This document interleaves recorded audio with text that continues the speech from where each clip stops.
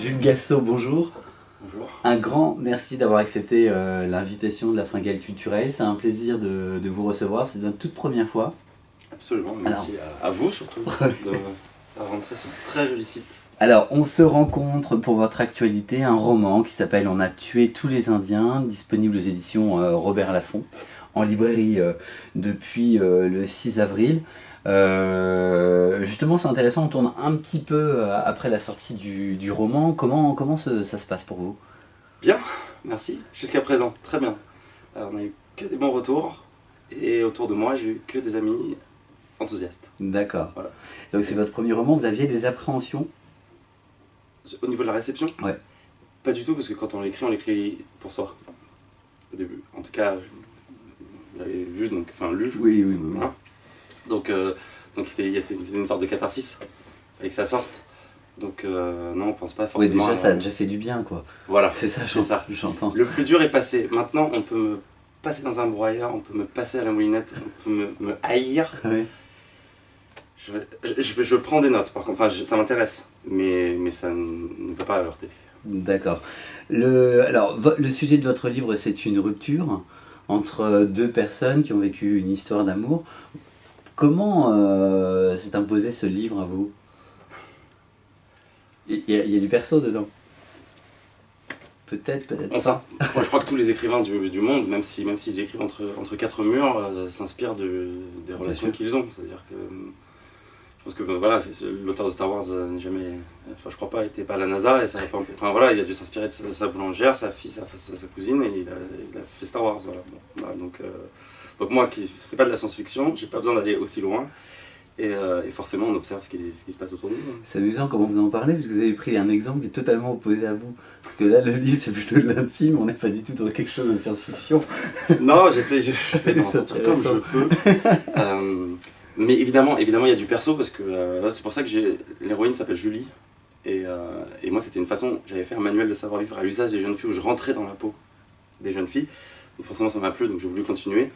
Et c'est sûr d'avoir pu jongler avec ces deux personnages principaux qui étaient garçon-fille, on se met à 100% dans l'un, 100% dans l'autre, même s'ils disent pas forcément la même chose, on a tous des paradoxes, donc oui, j'ai essayé de me mettre, j'ai essayé de faire un livre le plus personnel possible. Voilà. Alors justement, dans le livre le plus personnel possible, moi je trouve que vous avez parlé de manière universelle à tout le monde sur justement... franchement, ce bouquin, il est à conseiller à ceux qui sont bien en couple, mais à ceux aussi, malheureusement, qui sont en train de vivre une rupture, quoi. Je trouve qu'il y a des...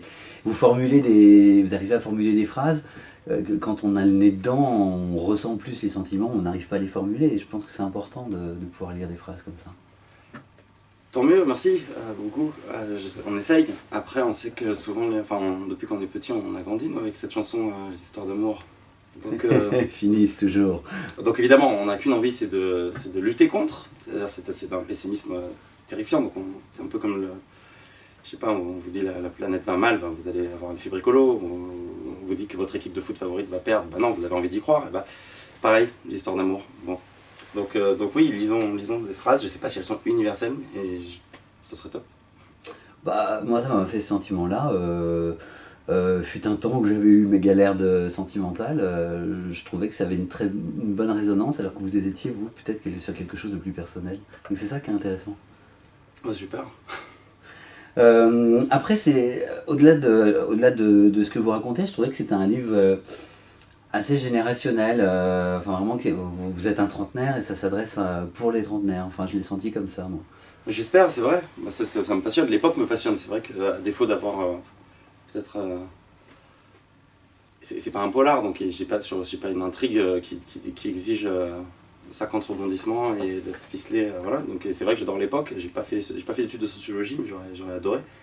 Et aujourd'hui c'est génial, nous on est nés sans internet, on est des dinosaures par rapport aux ados de maintenant, et en même temps il se passe un truc, et je crois que l'amour ça a jamais été, enfin, peut-être chaque génération va dire ça, j'attends de voir les prochaines, mais il se passe un truc très spécial, puisqu'on a grandi sans internet, sans téléphone, sans Minitel.